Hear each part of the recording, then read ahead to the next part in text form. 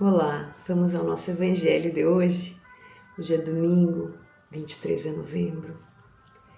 Vamos fechar os nossos olhos e levar o nosso pensamento a Deus, nosso Pai de amor, a Jesus, nosso mestre amigo, nosso irmão, nosso modelo, e agradecer a nossa vida, agradecer esta existência, esta reencarnação, esta oportunidade bendita, agradecer mais este dia, agradecer ao nosso anjo da guarda por tanto carinho, tanto amparo, tanto auxílio, aos nossos espíritos protetores, pedir que estejam conosco durante este momento de reflexão, durante o nosso domingo, nos nossos momentos de confraternização, nos nossos momentos de descanso, nos nossos momentos solitários, que eles possam nos inspirar boas ideias, de aprendizado, de evolução, de amor,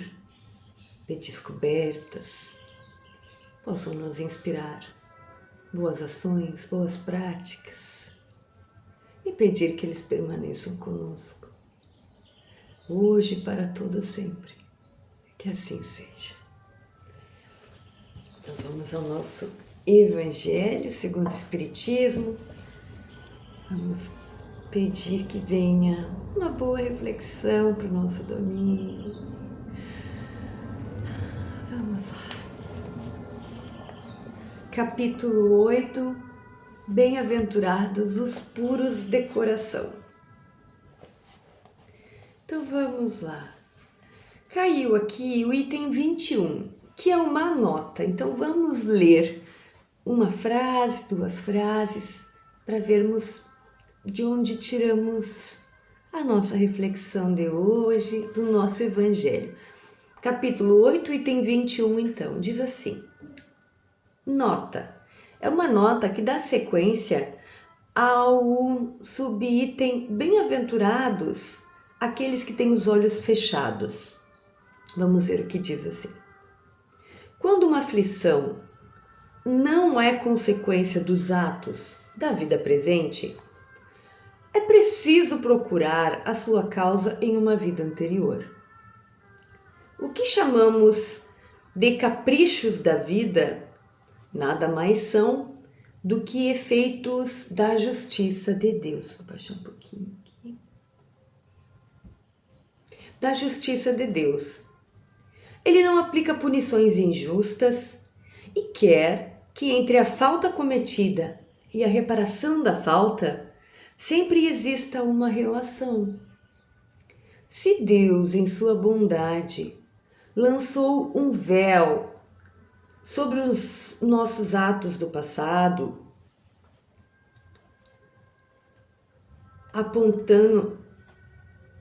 aponta-nos, entretanto, o caminho dizendo: quem matou pela espada morrerá. Palavras que podem ser traduzidas assim: sempre se é corrigido naquilo em que se errou. Se alguém está aflito pela perda da visão, é porque esta lhe foi causa da queda. Talvez essa criatura tenha sido responsável pela perda da visão de outra pessoa. Talvez ela tenha levado alguém à cegueira pelo excesso de trabalho que lhe impôs, ou como consequência de maus tratos ou falta de cuidado, etc. Desse modo, ele sofre agora a pena de talião, que manda pagar o mal com o mal. Ela mesma, antes de reencarnar, em seu arrependimento, pode ter escolhido essa prova, aplicando a si própria a palavra de Jesus. Se o olho é motivo de escândalo, arranca-o. Arranque-o. Muito bem. Então essa nota vem trazendo uma explicação. Quando passamos por uma aflição, estamos passando nesta existência, e ela não tem uma causa, ela não é consequência de uma causa daqui, o que a gente chama assim, não tem explicação, não é justo, como diz no Evangelho, são os caprichos da vida. Com certeza ela tem uma causa numa vida anterior. E geralmente está relacionada, né, o efeito está relacionado a algo cometido. Como fala aqui, usou o exemplo da visão. Se eu venho com um problema de visão, no meu caso eu tenho problema de visão. Se eu tenho um problema de visão, muito provavelmente, se eu nasci assim, não foi causada aqui por algum motivo, muito provavelmente está relacionada a uma vida anterior, né? Quase sempre está relacionado. Por que eu só quero acrescentar isso? Para que nós não saiamos fazendo julgamentos dos irmãos. Ah, então meu irmão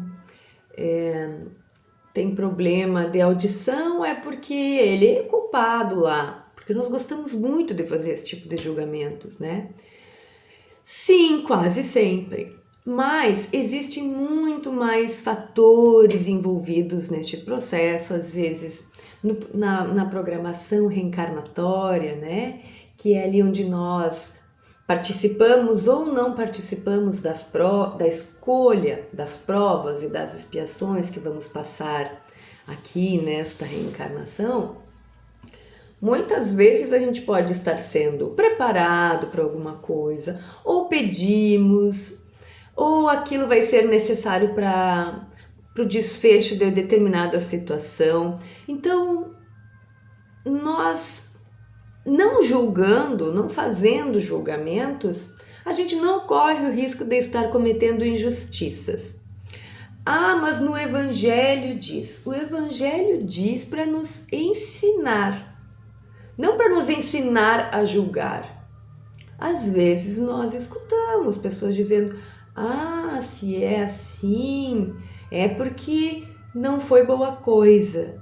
Mas, meus irmãos, nós todos sabemos que estamos num planeta de provas e expiações. Então, se formos por esse viés, nenhum de nós foi boa coisa, né?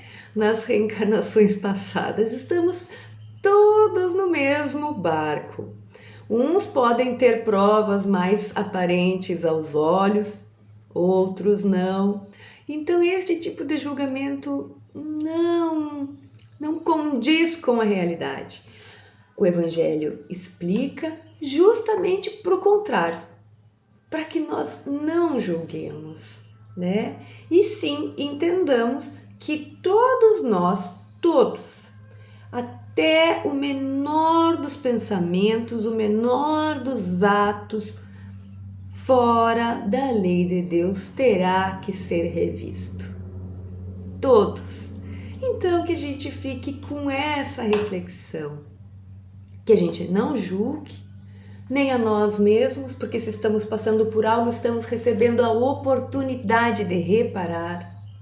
Não julguemos aos irmãos, que assim como nós estão passando pelas suas provas, e que a gente aprenda a interpretar o Evangelho com responsabilidade, né? Que é a nossa ferramenta divina, e não para o mal, e sempre, sempre, sempre para o bem, que nós não cometamos mais este desvio de pegar as palavras do Mestre e colocá-las em nossa boca ao nosso favor, porque como vimos, nenhum centil, como diz Jesus, deixará de ser pago, nem mesmo um mínimo pensamento fora da lei do Pai deixará de ser reparado. Então que nós cresçamos, que nós amadureçamos e que comecemos a vigiar os nossos pensamentos, as nossas palavras nos mínimos detalhes a partir de agora. Então vamos a uma pergunta do Livro dos Espíritos para o nosso domingo. Vamos lá. Vamos ver o que cai para nós hoje. Pergunta 146, da segunda parte do capítulo 2, que fala da encarnação dos espíritos. e diz assim, pergunta 146. A alma, Kardec vai perguntar aos espíritos, a alma ocupa um lugar determinado dentro do corpo físico? Vamos lembrar que a alma nós chamamos assim quando estamos reencarnados.